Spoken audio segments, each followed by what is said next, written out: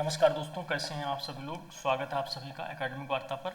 हम लोग UGC net, JRF, PhD, TGT, PGT, GDC government degree college assistant professor history subject की class में हैं। हम लोग ये रेगुलर क्लास में पढ़ रहे हैं। हम लोगों ने पिछली क्लास में वैदिक काल, उत्तर वैदिक काल तक पढ़ लिया था। आज हम लोग पढ़ने वाले हैं बौद्ध धर्म दर्शन।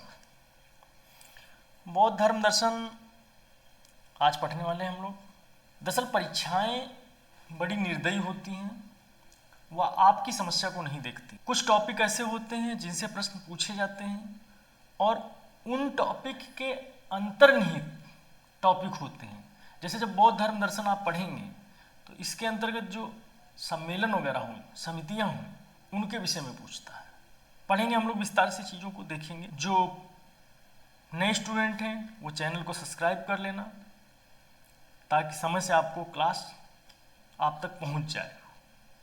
ये रेगुलर क्लासें हैं, निरंतर चलती हैं। तो जब बौद्ध धर्म दर्शन पढ़ेंगे तो उसके अंतर्गत ऐसा क्या पढ़ें जिससे सभी प्रकार के प्रश्नों का जवाब हम दे पाएँ। चाहे टीजीटी में बैठें, चाहे पीजीटी में बैठें, चाहे जीडीसी में बैठें, किसी भी परीक्षा में बैठें, चाहे यूजीसी नेट की परीक्षा में बैठें, तो ऐसा क्या पढ़ें जिससे हम सभी परीक्षाओं में पूछे गए प्रश्नों का उत्तर हल कर पाएँ। देखिए, इतिहास बदलता नहीं है। कुछ प्रश्न जो होते हैं वह पूछे ही जाते हैं और उन प्रश्नों को आपको याद करना ही पड़ेगा। कुछ फैक्ट होते हैं जो इतिहास में याद करना पड़ता है, कुछ कॉन्सेप्ट होते हैं उनको आपको समझना होता है। वो हम बता देंगे आपको प्रश्न किस प्रकार से बनते हैं। चलिए, तो आज हम लोग बौद्ध धर्म दर्शन पढ़ेंगे। इसके अंतर्गत देखिए, जब बौद्ध धर्म दर्शन की बात आती है तो सबसे पहले तो हम लोग यहाँ देखेंगे कि बुद्ध की शिक्षाएं है ना, या उनका भगवान बुद्ध का एक परिचय है ना ये। तो इसके अंतर्गत देखिए बुद्ध की शिक्षाएं, जैसे बुद्ध की शिक्षाएं,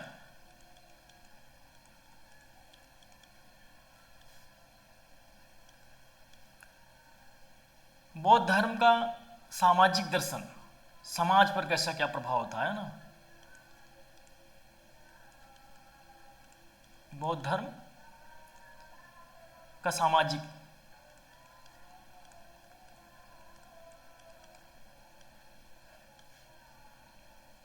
दर्शन है ना। उसके बाद बौद्ध दर्शन की प्रासंगिकता देखेंगे। बौद्ध दर्शन की प्रासंगिकता,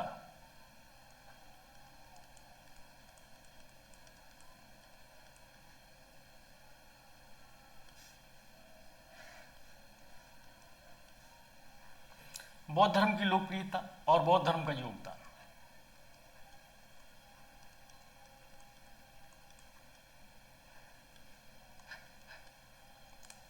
आप पहले फ्रेमवर्क इस तरीके से करेंगे तो चीज़ें एक एक चीज़ समझ में आती चली जाएगी। अगर हम लोग बौद्ध धर्म में भगवान बुद्ध के परिचय की बात करें तो परिचय में सबसे पहले मोटा मोटा यही आता कि भगवान बुद्ध का जन्म कब हुआ था, है ना। जन्म पूछा जाएगा तो इनके जन्म की बात आएगी अगर, तो कहाँ हुआ था, किस समय हुआ था, तो 563 ईसा पूर्व में एक स्थान था लुम्बिनी, है ना। देखिए, सबसे पहले जन्म की बात अगर करें हम तो जन्म लुम्बिनी नामक स्थान पर हुआ था। लुम्बिनी कहीं कहीं इस तरीके से लिखा मिलेगा,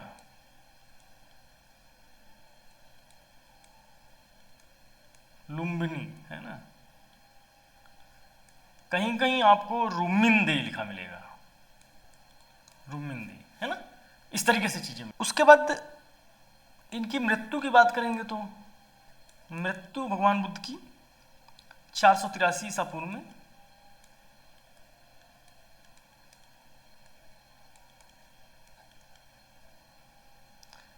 अब स्थान की बात करेंगे तो स्थान है कुशीनारा में या कुशीनगर, है ना। कुशीनगर, कुशीनारा।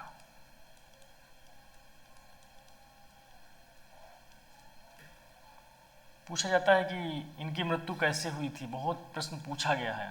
तो एक व्यक्ति था, चुंद नामक व्यक्ति है ना, इनका एक शिष्य था चुंद, तो उसी के घर में इन्होंने भोजन किया था।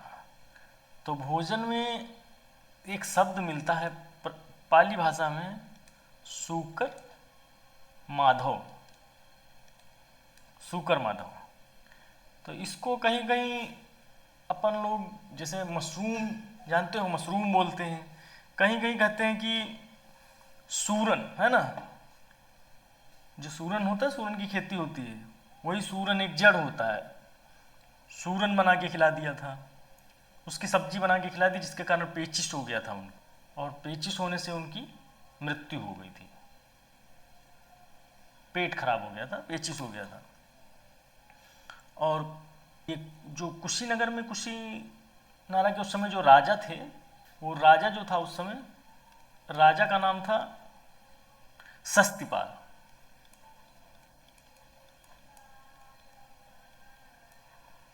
सस्तिपाल है ना, तो ये सस्तिपाल, राजा सस्तिपाल थे। सस्तिपाल के घर में मृत्यु हुई थी, अपने घर बुला लिए थे राजा। इनकी माता जी का नाम महामाया, मौसी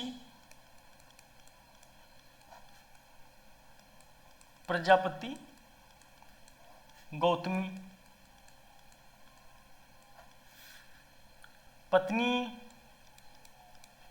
पत्नी जी की बात करें तो पत्नी यशोधरा। माता जो थी महामाया, ये जो माता है महामाया, ये कोलीगढ़ राज्य की कन्या थी, कोलीगढ़ राज्य की। जब आप लोग पढ़े थे, हम लोग महाजनपद पढ़ रहे थे, उसी के अंतर्गत हम लोग गणराज्य पढ़े थे, कौन कौन से गढ़ थे, कौन कौन से राजतंत्र थे, है ना। तो उसमें कोलीगढ़ राज्य की कन्या थी, जहाँ गणतंत्रात्मक व्यवस्था चलती थी, है ना। मौसी प्रजापति गौतमी थी। प्रजापति गौतमी की बात अगर करें तो ये प्रथम महिला थी जिनको भिक्षुणी बनी थी, है ना, प्रथम महिला भिक्षुणी। और किसके कहने पर? आनंद के कहने पर, आनंद के कहने पर। आनंद कौन था? आनंद एक शिष्य थे, आनंद बुद्ध के शिष्य थे। यहां तक समझ में आया कॉन्सेप्ट? पत्नी जो थी यशोधरा, ये शाक्य कुल की थी, शाक्य कुल की। इनके अन्य नाम भी मिलते हैं, गोपा मिलता है नाम, बिंबा मिलता है नाम,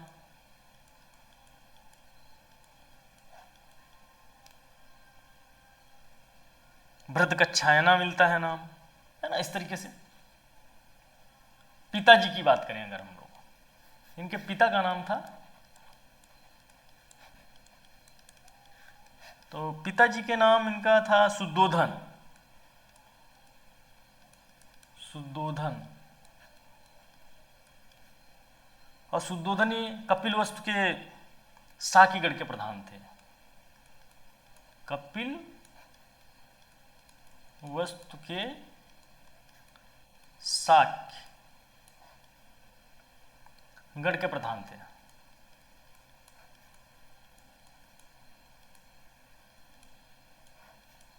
साकीगढ़ के प्रधान थे। अब इस तरीके से अगर ये कपिलवस्तु के साकीगढ़ के प्रधान थे, तो अगला राजा किसको बनना था?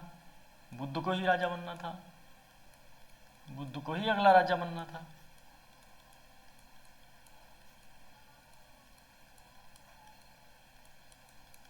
पुत्र इनको एक हुआ, पुत्र का नाम था राहुल। इन्होंने देखा कि दुख है, और दुख में ये फंसते चले जा रहे हैं। इन्होंने सबसे पहले एक देखा वृद्ध को,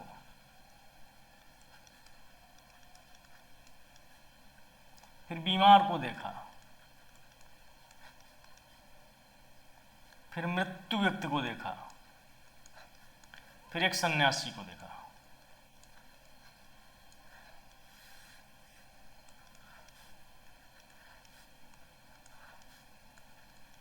में देखा सन्यासी जो है सबसे प्रसन्न है, प्रसन्नचित्त है। तो बुद्ध ने सोचा ऐसा क्या है इसके अंदर कि ये सबसे प्रसन्नचित्त है।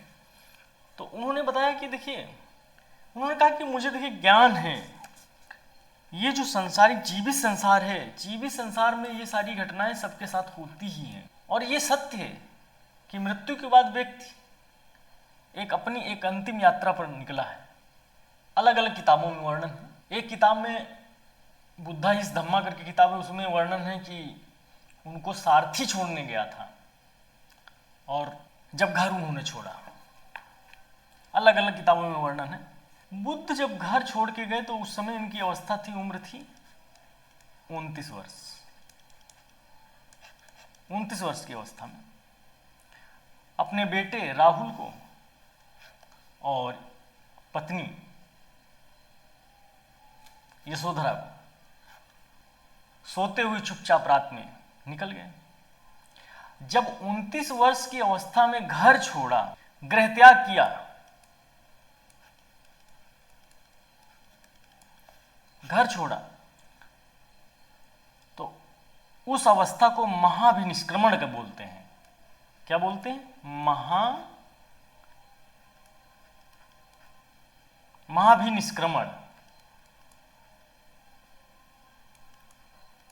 पूछा जाता है ये प्रश्न, महाअभिनिष्क्रमण है ना, महाअभिनिष्क्रमण। कितनी वर्ष की अवस्था थी? उम्र थी 29 वर्ष की। और इनको जो ज्ञान प्राप्त हुआ 35 में, 36 वर्ष की अवस्था में, 35 वर्ष की अवस्था में ज्ञान प्राप्त हुआ। अब गुरु की बात करें, ये वहां से निकल तो गए, तो इनके प्रथम गुरु जो थे, प्रथम गुरु कौन थे? आलार कलाम है ना। अब इनके पास गए, पहले प्रथम गुरु जो थे, ये कहाँ थे? ये वैशाली में थे। ये सांख्य दर्शन के ज्ञाता थे।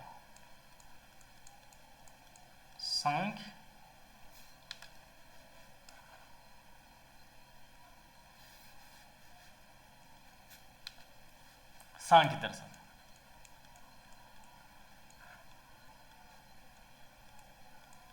इसीलिए बुद्धिज्म पर सांख्य दर्शन का बहुत प्रभाव है। और अगर दूसरे गुरु की बात करें तो दूसरा गुरु कौन था? द्वितीय गुरु।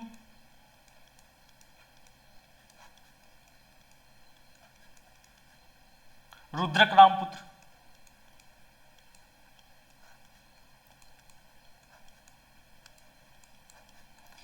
जब पहले गुरु के पास गए तो वही पुरानी पद्धति उनको बताने लगे, नहीं अच्छा लगा बुद्ध को, छोड़ के चले गए वहां से।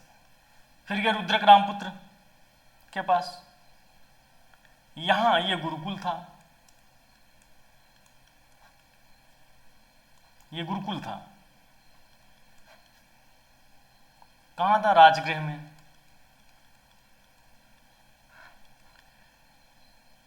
यहां उनके मित्र बने,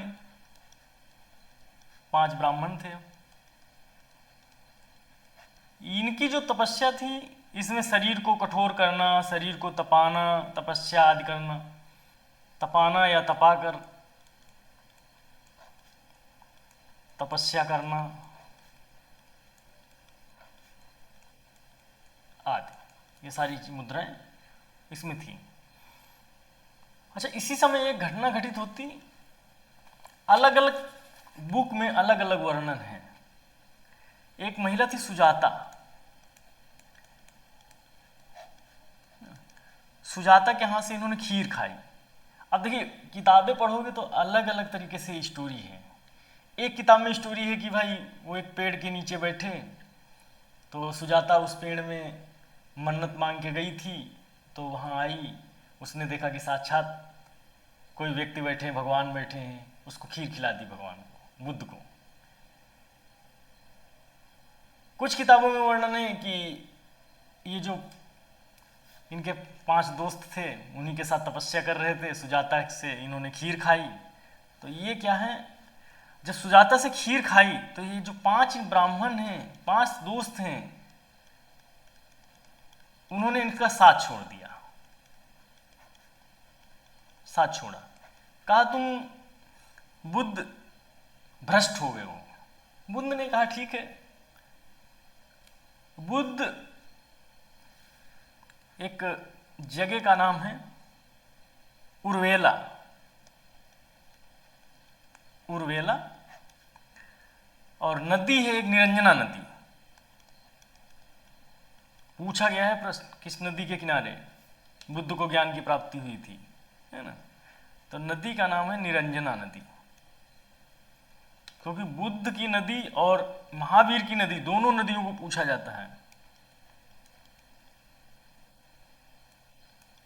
निरंजना नदी के किनारे।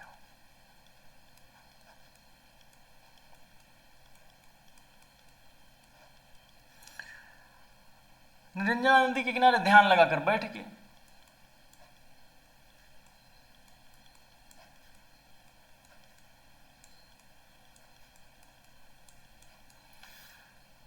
एक और पूछा जाता वृक्ष है ना। वृक्ष का नाम है, अगर वृक्ष की बात करें, पीपल का ही पेड़, बोध वृक्ष बोलते हैं उसको, बोध वृक्ष। बोध वृक्ष के नीचे बैठ के संकल्प ले लिया। इनको ज्ञान की प्राप्ति हुई, और ज्ञान की प्राप्ति हुई तो जब ज्ञान प्राप्त हुआ, ज्ञान की प्राप्ति हुई, तो ज्ञान की प्राप्ति कब हुई? ये समय था वैशाख पूर्णिमा के दिन, वैशाख पूर्णिमा के दिन।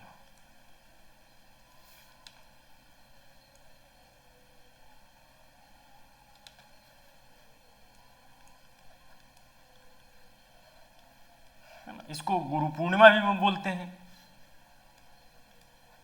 वैशाख पूर्णिमा के दिन। यहां तो कॉन्सेप्ट समझ में आया। अब तट कौन था? निरंजना नदी के तट पर। इसी को गुरु पूर्णिमा भी बोलते हैं। भारत में गुरु पूर्णिमा भी बोला जाता है। कहाँ ज्ञान प्राप्त हुआ? बोध गया में, है ना, बोध गया में।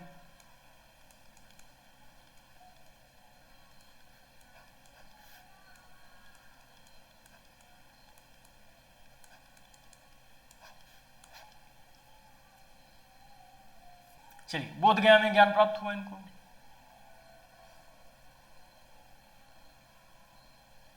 अब इनको जब ज्ञान प्राप्त हो गया,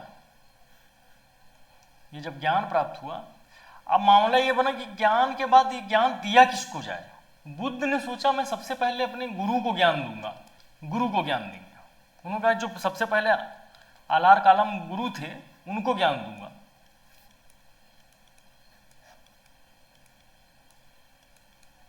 आलार कालम को ज्ञान दूंगा।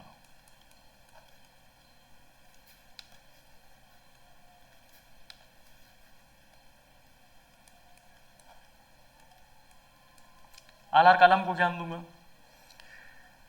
लेकिन तब तक आलार कालम की डेथ हो चुकी थी। आलार कालम की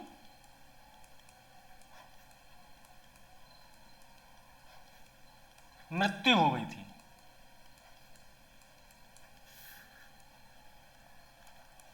मृत्यु हो चुकी थी।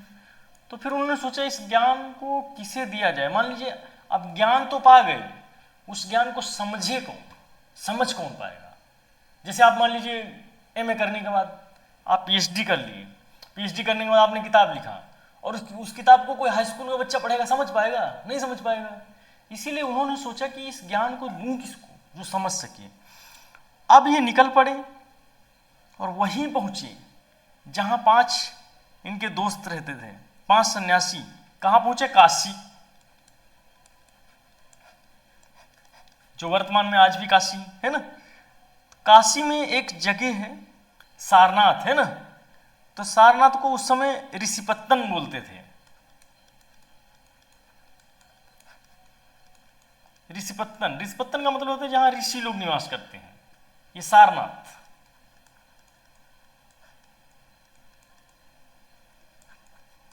इसको मृगदाओ भी बोलते थे क्योंकि वहां मृग बहुत रहते थे। कहीं मृगदाओ लिखा मिल जाए तो आप ताकि समझ सकूं। ऋषिपत्तन, सारनाथ, मृगदाओ कुछ भी मिल सकता है। तो यहां उन्होंने प्रथम उपदेश दिया, उन्हीं पांच सन्यासियों को ज्ञान दिया। अब जब स्टोरी पढ़ेंगे आप, अलग अलग किताबें बयां करती हैं, कहते हैं कि बुद्ध आ रहे थे तो उन पांचों व्यक्तियों ने कहा कि ये देखो वही पथभ्रष्ट व्यक्ति आ गया है, इससे बात नहीं करेंगे। लेकिन जब बुद्ध वहां पहुंचे तो उन्होंने जब प्रथम उपदेश दिया उन लोगों को, है ना। ये आपको जब किताब पढ़ेंगे, किताब में अलग अलग तरीके से वर्णन दिया गया है। अब इन्हीं पांच सन्यासियों को इन्होंने ज्ञान दिया, इनके जो दोस्त थे इनको ज्ञान देंगे।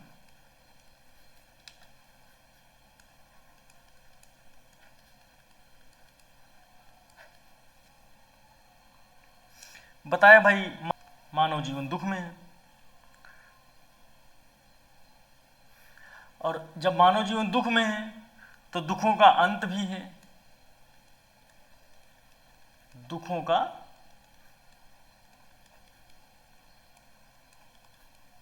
अंत भी है। और उन दुखों का अंत के लिए निर्वाण की आवश्यकता पड़ेगी, और निर्वाण प्राप्त करने के लिए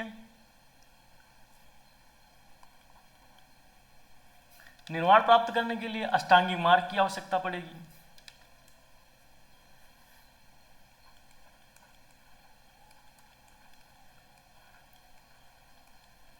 निर्वाण प्राप्त के लिए अष्टांगिक मार्ग की आवश्यकता पड़ेगी।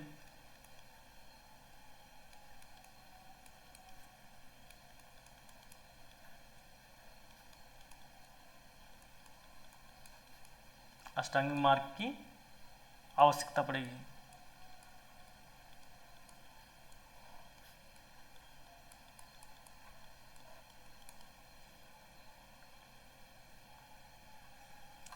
अच्छा, वो पांच ब्राह्मण कौन थे, उनके नाम लिख लीजिए आप।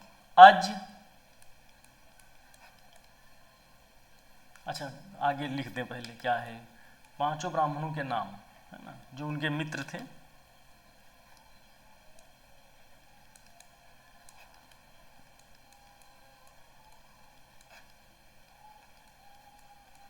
हालांकि ये बहुत कम पूछा जाता है, आज तक ऐसा नहीं देखा कि प्रश्न पूछा गया हो ये। जैसे अज, लेकिन अब पूछा जा सकता है। अशंग,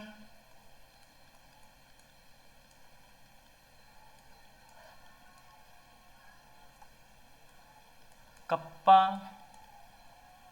कौडिन्य,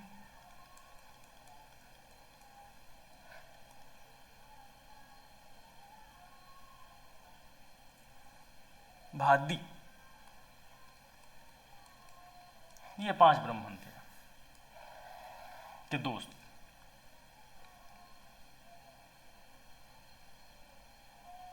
ज्ञान प्राप्ति स्थल बोध गया, उर्वेला हमने बताया। नदी निरंजना नदी, दिन वैशाख पूर्णिमा, नाम इनका बुद्ध पड़ गया क्योंकि ज्ञान प्राप्ति हो गई। पेड़ पीपल का वृक्ष बोध गया।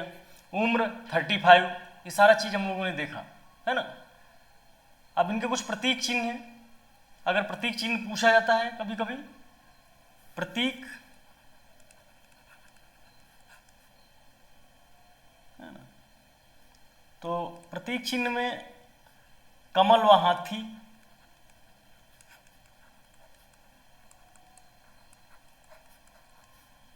ये जन्म से संबंधित। घोड़ा गृह त्याग से संबंधित।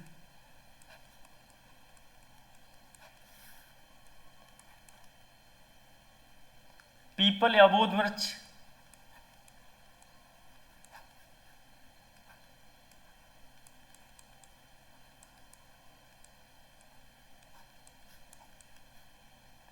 ये ज्ञान प्राप्ति से संबंधित है।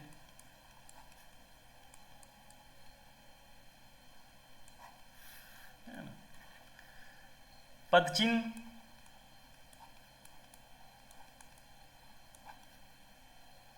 ये निर्माण प्राप्ति से संबंधित है।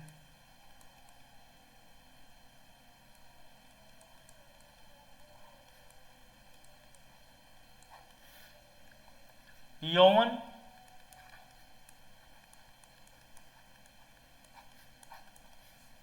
ये बैल या सांड,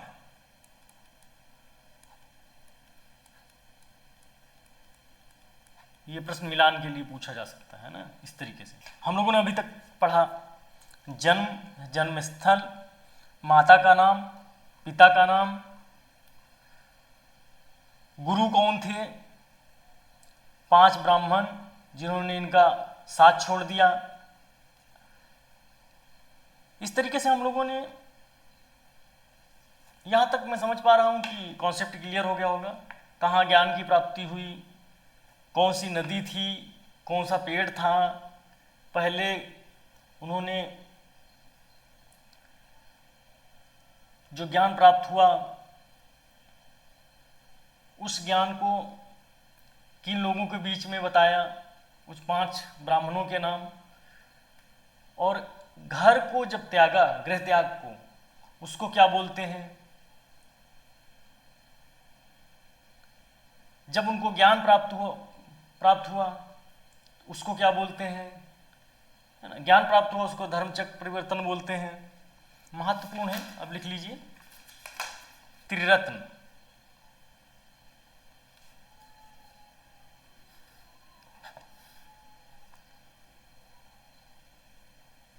बौद्ध धर्म के जो 3 रत्न हैं, त्रिरत्न है, उसमें सबसे पहले बुद्धम शरणम गच्छामि, धम्मम शरणम गच्छामि एवं संघम शरणम गच्छामि।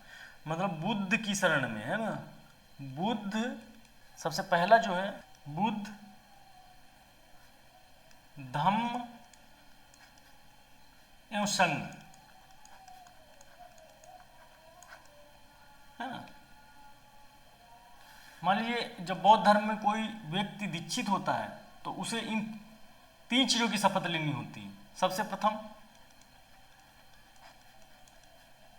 बुद्धम शरणम गच्छामि, बुद्धम शरणम गच्छामि। अच्छा देखिए, जब कोई टीचर होता है ना, तो जब वो पढ़ाता है, जैसे अगर उसने गांधी को पढ़ाया तो पूरा गांधी में हो जाना चाहिए, विवेकानंद को पढ़ाया तो विवेकानंद में हो जाना चाहिए पूरा। इसी तरीके से किसी भी जो भी विषय को पढ़ा रहा है उसी तरीके से एकदम लगना चाहिए कि उसी में लीन हो गया। तो बुद्धम शरणम गच्छामि,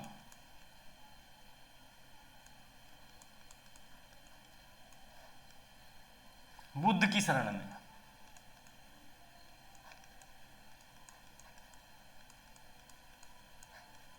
ती लाइन है, धम्मम शरणम गच्छामि, धम्मम शरणम गच्छामि।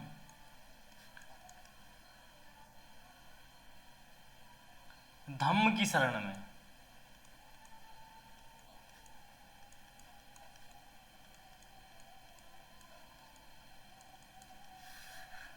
तीसरा है, तृतीय है, संगम शरणम गच्छामि, संगम शरणम गच्छामि। संघ की शरण में, संघ की शरण में। इस तरीके से देखा जाए ये 3 रत्न हैं, ये 3 आयाम हैं। बुद्धं शरणं गच्छामि, धम्मं शरणं गच्छामि, संघं शरणं गच्छामि। समझ पा रहे हो? ये तीन रत्न हैं, ये तीन आयाम हैं, बुद्ध, धम्म, संघ। आप जान ही रहे हैं धम्म ही धर्म है ना? धम्म ही धर्म है। और जब धम्म अशोक का पढ़ेंगे तो वहां अलग कुछ देखने को आपको मिलेगा। पहला उपदेश जो है इनका,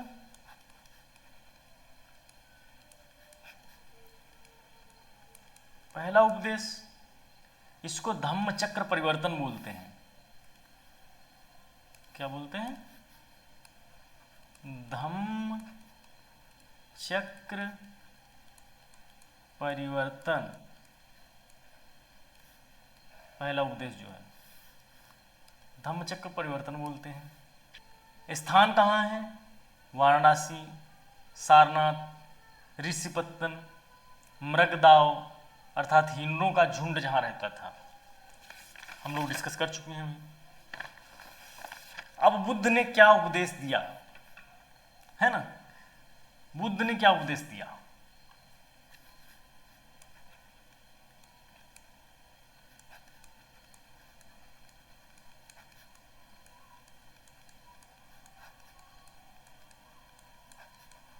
क्वेश्चन था, बुद्ध ने क्या उपदेश दिया? तो सबसे पहले उन्होंने बताया कि उन्होंने 4 आर्य सत्य बताए, जिसमें सबसे पहले कहा कि दुख है, मानव जीवन में दुख है, मानव जीवन में दुख है, और दुख का कारण अज्ञानता है। दुख का कारण अज्ञानता है। कहा कि दुख दुख समुदाय है,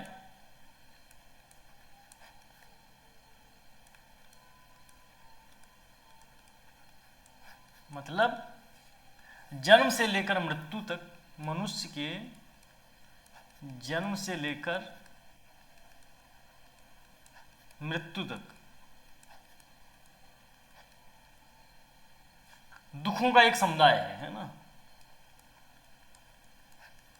दुखों का एक समुदाय है।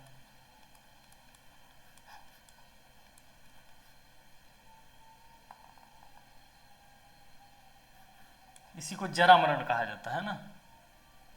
अगर ये मानव जीवन में दुख है, दुख समुदाय है, तो दुख निरोध है। दुख निरोध मतलब दुखों को रोका जा सकता है, दुखों को रोका जा सकता है।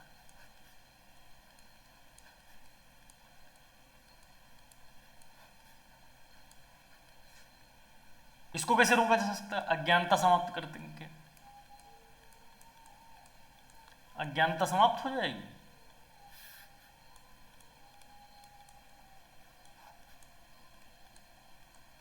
जब अज्ञानता समाप्त हो जाएगी तो दुख अपने आप रुक जाएगा, जिसका कारण क्या है? निर्वाण प्राप्त करना। जब आप निर्वाण प्राप्त कर लेंगे, है ना? अच्छा, बौद्ध धर्म में जीवित रहते हुए व्यक्ति जरा मरण से मुक्ति हो सकता है, जन्म और मृत्यु से, है ना? किससे? जरा और मरण से, जन्म और मृत्यु से मुक्त हो सकता है। ऐसा बौद्ध धर्म में परिकल्पना है। बाकी दूसरे धर्मों में ऐसा नहीं है। दूसरे धर्मों में तो आप मरने के बाद जाइए स्वर्ग में, आपकी डेथ होने के बाद आप जन्नत में जाइए, लेकिन बुद्धिज्म में आप जीवित रहते हुए जरा और मरण से मुक्त हो सकते हैं।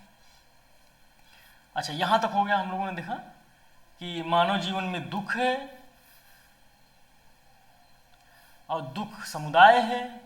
अगर दुख समुदाय है तो दुख निरोध, दुख को रोका जा सकता है। चौथा जो आर्य सत्य है उसमें दुख निरोध गामिनी प्रतिपदा, दुख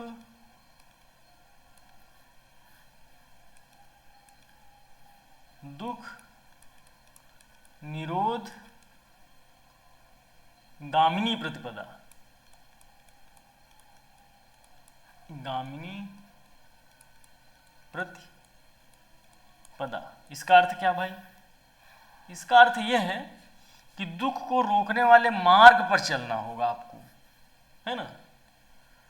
तो दुख को रोकने वाले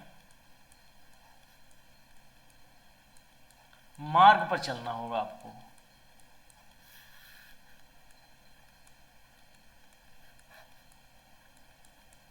मार्ग पर चलना होगा आपको।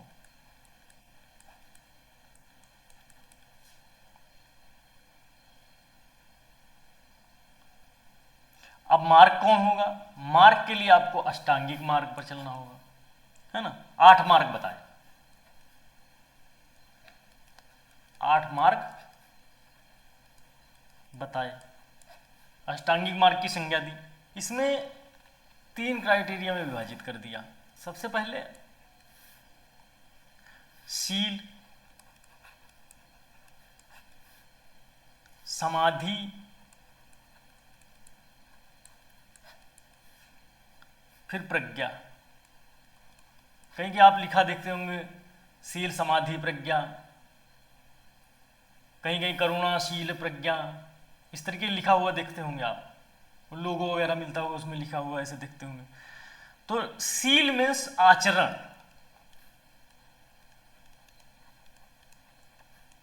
आचरण संबंधी नियम, और समाधि मतलब एकाग्रता। कैसी एकाग्रता? समाधि, समाधि मीन्स एकाग्रता। एकाग्रता कैसी? अनुशासन युक्त एकाग्रता। प्रज्ञा, प्रज्ञा मतलब ज्ञान, प्रज्ञा मतलब ज्ञान। चलिए, तो जो यहां पर बताया बुद्ध ने एक नियम बताया जो अष्टांगिक मार्ग के अंतर्गत है, प्रतिसमुत्पाद। किसी वस्तु के होने पर अन्य वस्तु की उत्पत्ति। कोई भी कार्य हो रहा है तो उस कार्य के पीछे कारण है। तो क्या बताया?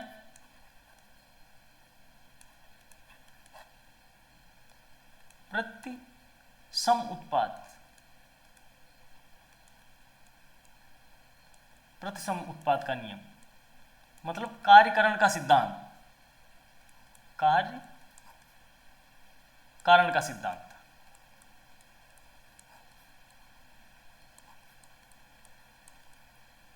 कार्य कारण का सिद्धांत ये क्या है? जैसे मान लीजिए आप किसी को प्रेम करते हैं तो प्रेमिलन, अगर आप किसी प्रेमिका से या प्रेमी से मिलना चाह रहे हो और नहीं मिलन हो रहा, तो एक कार्य के पीछे दूसरा कारण हो रहा तो आपको दुख होगा।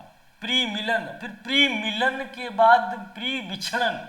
मान लीजिए प्री मिल गई या प्री मिल गया और उसके बाद वो बिछड़ गया तो दुख होगा। तो एक कार्य के पीछे दूसरा कारण हो रहा है ना। कार्यकरण का नियम बताया कि अगर कोई कार्य हो रहा है उसके पीछे एक कारण है। इनके अष्टांगिक मार्ग कौन कौन से हैं? 8 मार्ग कौन कौन से हैं? सबसे पहला जो है लिख लीजिए, सम्यक दृष्टि। सम्यक दृष्टि। दूसरा लिख लीजिए आप, सम्यक संकल्प।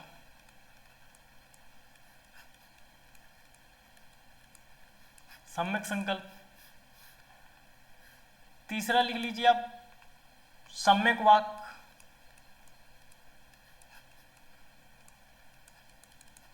इनका डिफिनेशन अभी बताएंगे आपको।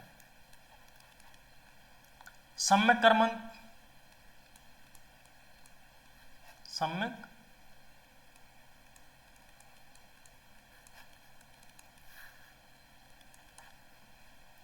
सम्यक जीवन,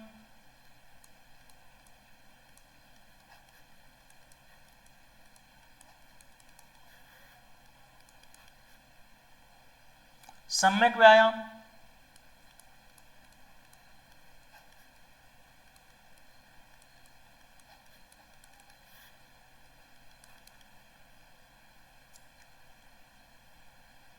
सम्यक स्मृति,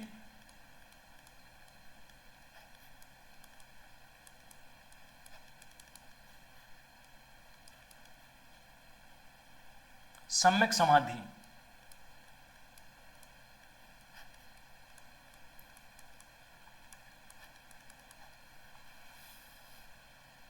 चलिए एक एक को डिफाइन कर लेते हैं।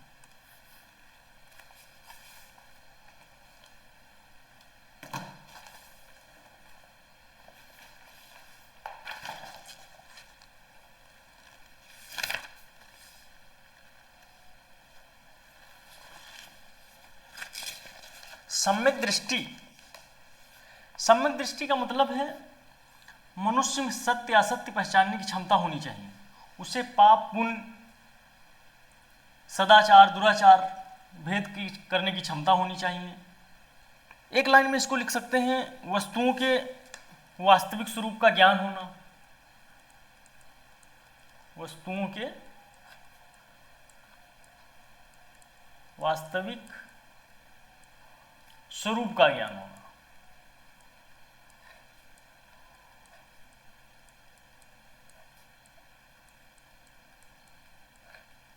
सम्यक दृष्टि है। सम्यक संकल्प की बात करें तो सम्यक संकल्प में जैसे तृष्णा है, हिंसा है, इन सब चीजों से मुक्त होना चाहिए व्यक्ति को। अर्थात मनुष्य को सभी विकारों से दूर रहना चाहिए, है ना। तो इसको अगर एक लाइन में लिखें तो कैसे लिखेंगे? सम्यक संकल्प हिंसा से मुक्त, विचार द्वेष रहित। हिंसा से मुक्त, विचार द्वेष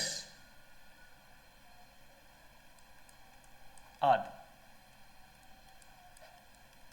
चलिए सम्यक वाक, सम्यक वाक का मतलब ही है कि सत्य, विनम्रता एवं मृदुता से युक्त वाणी हो। इसके तहत किसी को अपशब्द या कठोर वचन नहीं बोलना चाहिए। तो जैसे अप्रिय वचन, अप्रिय वचन, मनः क्रमः वचन, मन और कर्म और वचन से, है ना, वचन से भी किसी को कहा जाता है इसको शब्द साधना।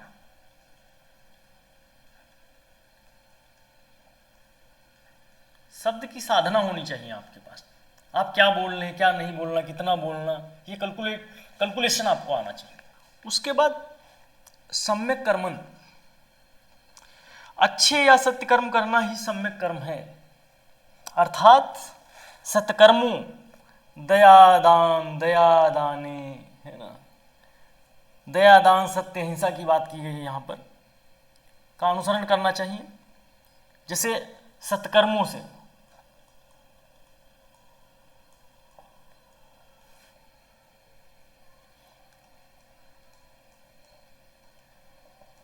दया दान, सत्य हिंसा,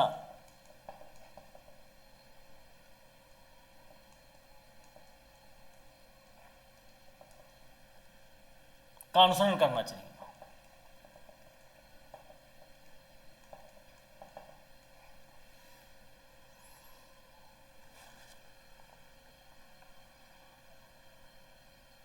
सम्यक जीवन, सम्यक जीवन का मतलब है सदाचार के अनुसार जीविका का प्रयास करना। इसका मतलब यह है मनुष्य को अपने जीवन यापन हेतु सदैव उचित साधनों का आश्रय लेना चाहिए। जो दूसरों को हानि पहुंचाने वाले, जो दूसरों को हानि पहुंचाने वाले आजीविका के साधन होते हैं, उनका प्रयोग नहीं करना चाहिए। उदाहरण के लिए मान लीजिए आप बहुत गलत कर्म कर रहे हैं और आपने बहुत बड़ा घर बना लिया, महल बना लिया, 4 ठो एसी लगा लिया, कार खरीद लिया, और लेकिन बाद में आपका वो क्राइम पकड़ा गया, फिर आपको कहाँ जगह होगी? जेल में जगह होगी, छोटे से कमरे में। कैसे जीवन कट रहा होगा आपका? वो सब एसी, वो सब मकान, वो सब कमरे, वो सब गाड़ी बंगला सब बेकार जाएगा। मान लिया आजीवन सजा हो गई, फिर आपको जेल में सड़िए जाके। इसीलिए जो जीवन है सम्यक जीवन होना, सदाचार के अनुसार जीविका का प्रयोग करना चाहिए। चलिए लिख लीजिए, सदाचार के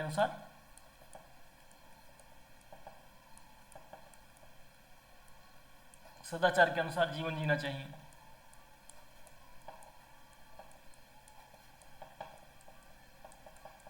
सब पॉइंट्स बहुत इंपॉर्टेंट हैं, मेंस वगैरह में लिखने के लिए बहुत काम आते हैं। चलिए, सम्यक व्यायाम, यह व्यायाम से तात्पर्य यह है कि मनुष्य को सदैव नैतिक, मानसिक व आध्यात्मिक उत्थान के लिए प्रयास करते रहना चाहिए। मतलब एक लाइन में कह दें तो आध्यात्मिक उन्नति, नैतिक, मानसिक व आध्यात्मिक उन्नति। आध्यात्मिक उन्नति, सम्यक स्मृति। अगर हम लोग सम्यक स्मृति की बात करें तो इसके अंतर्गत इसका तात्पर्य यह है भली भांति प्रकार से याद रखना, अर्थात मनुष्य को सभी कर्म सावधानी पूर्वक और विवेक पूर्वक करना चाहिए, या मिथ्या धारणों का, जो मिथ्या धारणाएं होती हैं उनका त्याग कर देना चाहिए और सच्ची घटना याद रखना चाहिए। सम्यक स्मृति की बात है, ठीक है। तो सभी कार्य सावधानी पूर्वक और विवेकपूर्ण करना चाहिए, सभी कार्य सावधानी पूर्वक व विवेक पूर्वक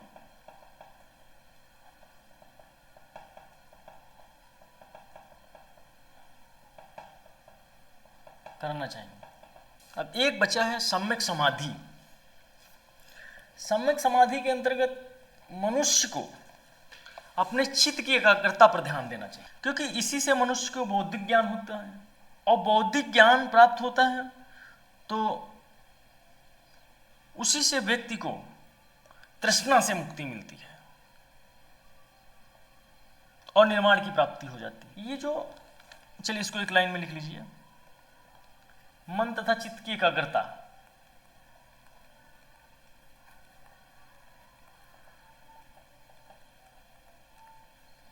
इसी को जो बुद्ध का मार्ग है, मध्यम मार्ग था, बुद्ध का मार्ग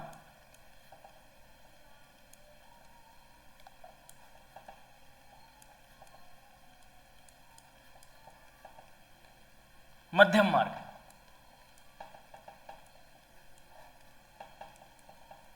बुद्ध का कहना है कि वीणा के तार को इतना न कसो कि उसमें स्वर ही ना निकले, इसको मध्यम मार्ग प्रतिपदा कहा जाता है।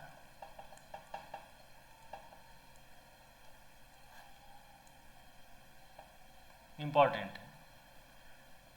खाइए पिए मस्त रहिए, पढ़िए लिखिए को मध्यम मार्ग अपनाइए, न इतना ज़्यादा पता चले आप रात रात भर नींद ही नहीं ले रहे हैं तो शरीर टूट के जर्जर हो जाएगा, शरीर ही नहीं बचेगा तो आप काम कैसे कर पाएंगे। जीवित संसार में जन्म मिला है आपको और काम करने के लिए, आप पता चले इतना शरीर जर्जर कर दिए कि आप काम ही नहीं कर पा रहे हैं। बुद्ध ने नैतिक आचरण के लिए 10 शील बताए।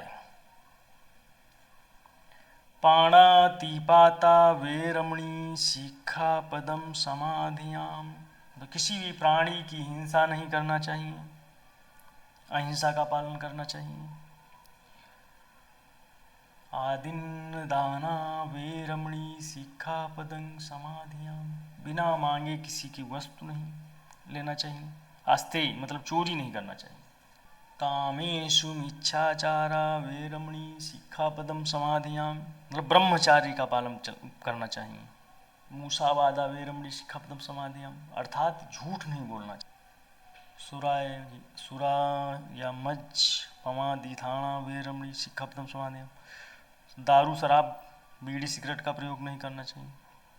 इस तरीके से जो बुद्ध ने मानव जीवन के जो नैतिक आचरण से उसमें 10 शील बताए, जो 5 शील हैं गृहस्थों के लिए हैं और जो 10 शील हैं वो भिक्षुओं के लिए है,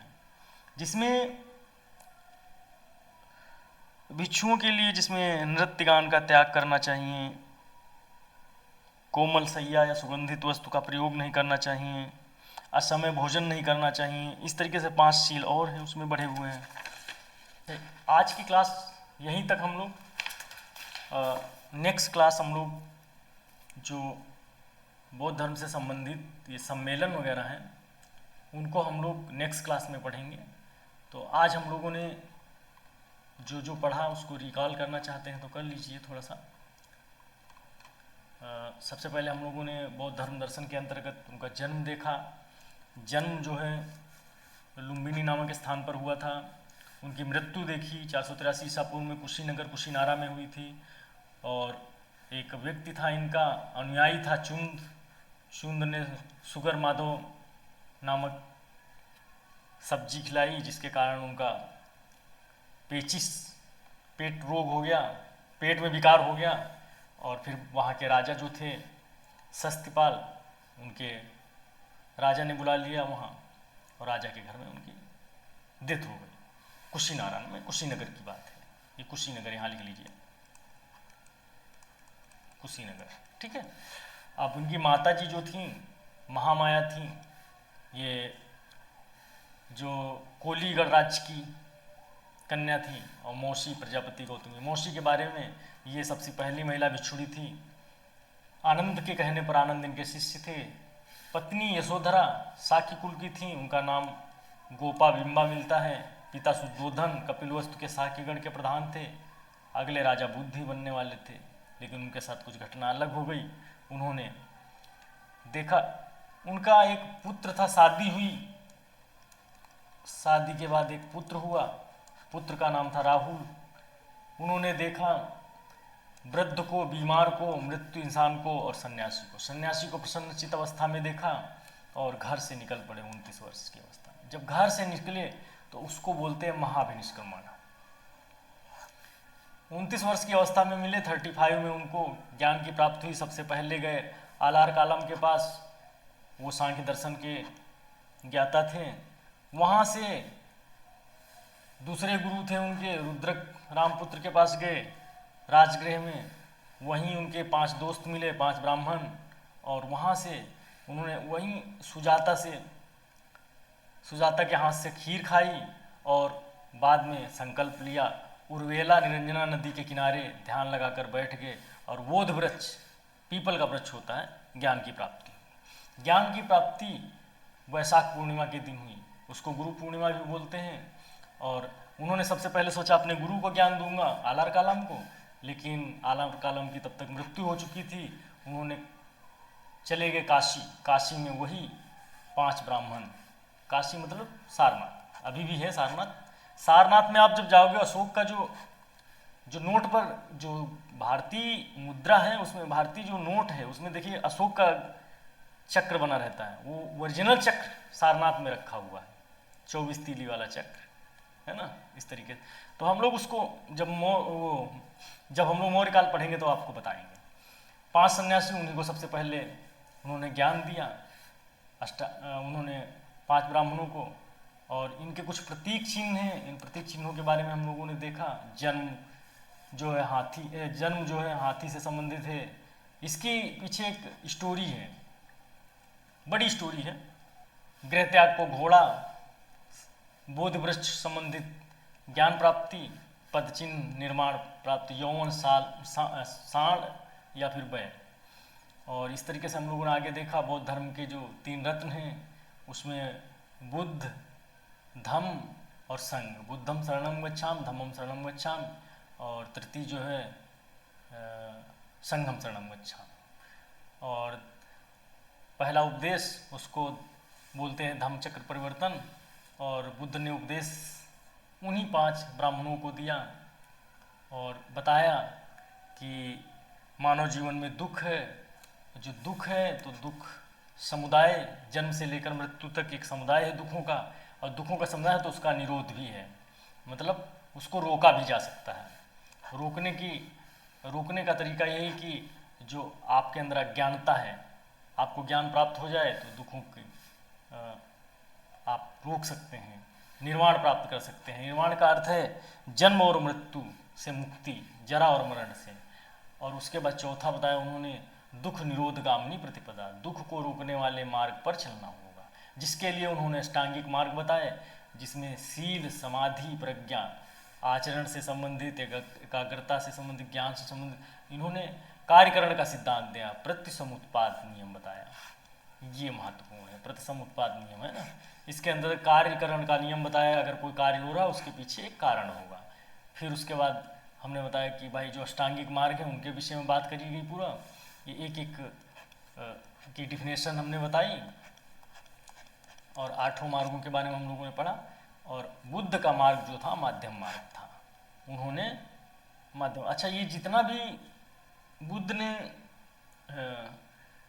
बुद्ध जितना भी अपना उपदेश देते थे वो पाली भाषा का प्रयोग करते थे, वहाँ की क्षेत्रीय भाषा थी। चलिए आगे जब हम लोग पढ़ेंगे तो जो इनके सम्मेलन हुए हैं उन सम्मेलनों के विषय में बहुत इम्पॉर्टेंट है। तो नेक्स्ट क्लास आप मिस मत करिए, चैनल को सब्सक्राइब कर लीजिए। अगली क्लास हम लोग, नेक्स्ट क्लास जो है बहुत जल्द ही होने वाली है, जिसमें हम लोग बहुत जल्द ही आएगी, आपको मिलेगी, जिसमें जो सम्मेलन हैं, संगीतियाँ हैं, कहाँ हुई, उसकी अध्यक्षता कौन कर रहा था और किसके समय में हुई, पूरा विस्तार से हम लोग बात करेंगे। बहुत महत्वपूर्ण है और एग्ज़ाम की दृष्टि से एग्ज़ाम में पूछा जाता है। और फिर बौद्ध साहित्य, जो उनके साहित्य हैं बौद्ध धर्म से संबंधित, वो हम लोग डिस्कस नेक्स्ट क्लास में करेंगे। और आप सभी के प्रश्न एवं सुझाव आमंत्रित हैं, और आप सभी लोग एकेडमिक वार्ता को सब्सक्राइब कर लीजिए। और हमारा अगर आप लोग चाहेंगे तो हम लोग एक टेस्ट सीरीज भी चला सकते हैं, उसके लिए ये नंबर है, नंबर पर जुड़ जाइए आप और हमें मैसेज करिए। लगभग 100 स्टूडेंट हो जाएंगे जब, तो हम लोग एक टेस्ट सीरीज भी चला सकते हैं। और आज यहीं तक, बहुत बहुत धन्यवाद आज आप सभी का, थैंक यू।